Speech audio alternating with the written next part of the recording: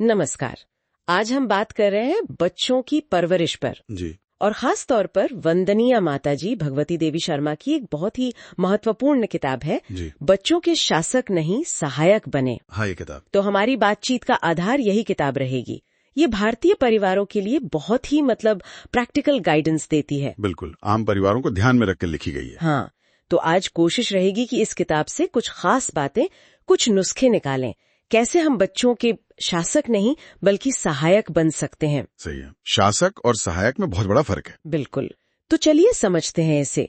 वंदनीय माताजी एक बहुत बुनियादी बात कहती हैं कि माँ बाप का काम सिर्फ खाना खिलाना, स्कूल भेजना ये सब ही नहीं है। नहीं, ये तो बस शुरुआत है। असल काम है बच्चों में अच्छी आदतें डालना, उनके अंदर अच्छे गुण जगाना। बिल्कुल। वो कहती हैं कि ये पशुता को मनुष्यता में बदलने जैसा है। बिल्कुल सही कहा। और किताब इसी पर जोर देती है कि अनुशासन के नाम पर जो सख्ती होती है ना, हाँ, जैसे फौजी नियम। हाँ, फौजी नियम या फिर रौब दिखाना, मार पिटाई, ये सब बच्चों में विरोध पैदा करता है, कड़वाहट भर देता है। तो नतीजा उल्टा निकलता है। हाँ, वो सुधरने के बजाय ज्यादा जिद्दी हो जाते हैं, अनुशासनहीन हो जाते हैं, तो शासक बनने की कोशिश बेकार जाती है। ये बात भी बड़ी दिलचस्प लगी कि बच्चों को कुछ कहने का, आदेश देने का तरीका कितना जरूरी है। बहुत ज्यादा। वंदनीय माताजी कहती हैं कि जब बच्चा खेल रहा हो, पूरा मगन हो, तब उसे कुछ मत कहो। हाँ, उस वक्त वो सुनेगा भी नहीं।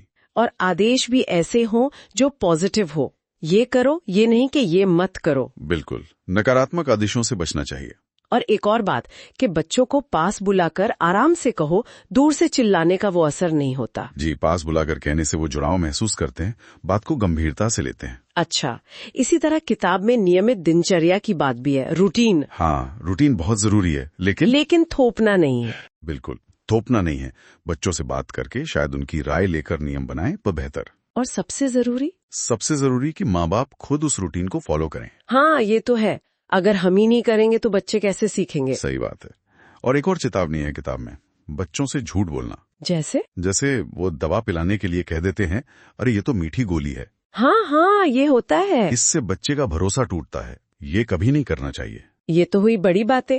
वंदनीय माताजी को छोटी छोटी आदतों पर भी ध्यान दिलाती है ना। जी बिल्कुल, रोजमर्रा की आदतें, जैसे वो बच्चे अंगूठा चूसते हैं या नाखून काटते हैं। हाँ, और इसके पीछे का मनोविज्ञान समझना जरूरी है। किताब कहती है कि ये आदतें अक्सर किसी अंदरूनी बेचैनी का संकेत होती हैं, कोई डर, कोई असुरक्षा। तो डांटने से काम नहीं चलेगा। बिल्कुल नहीं, डांट डपट सजा ये सब बेकार है।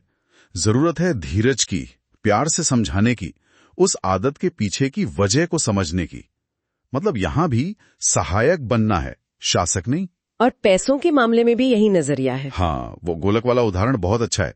बच्चों को पैसे की कीमत सिखाओ, फिजूल खर्ची से बचाओ, लेकिन उनके जमा पैसों पर उनका हक रहने दो। जी, ताकि वो जिम्मेदारी सीखें, अपना पैसा अपना फैसला। और घर का खाना खिलाना, बाहर की चीजों के नुकसान बताना। हाँ, या फिर अपने कपड़े सलीके से रखना, अलमारी ठीक करना, ये छोटी छोटी बातें हैं पर इनसे अच्छी आदतें बनती हैं। सही है। और इन सब के पीछे एक ही मूल बात है जो बार बार सामने आती है। क्या? कि बच्चे नकल करते हैं, अनुकरणशील होते हैं, वो वही सीखते हैं जो वो घर में देखते हैं। घर पहली पाठशाला है। बिल्कुल, और माता पिता पहले शिक्षक।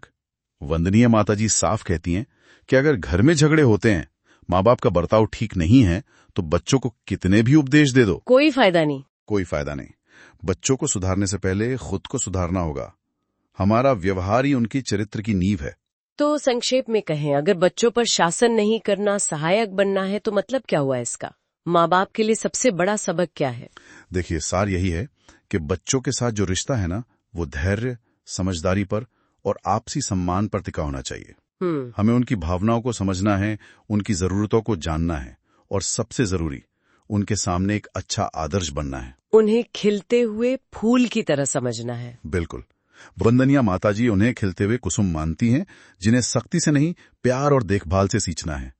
सहायक बनने का मतलब है उनके विकास में मदद करना, रुकावट नहीं बनना। बहुत खूब। और जाते जाते एक विचार छोड़ जाते हैं। वंदनीय माताजी का एक कथन है, प्रकृति शरीर देती है किंतु मनुष्य उसे व्यक्तित्व, मनुष्यता देता है। बहुत गहरी बात है। हाँ, तो ये सोचने वाली बात है कि हम अपनी रोजमर्रा की जिंदगी में, अपने व्यवहार में ऐसा कौन सा एक छोटा सा बदलाव ला सकते हैं जिससे अपने बच्चे की मनुष्यता को, उसके व्यक्तित्व को बेहतर ढंग से संवारने में मदद मिले।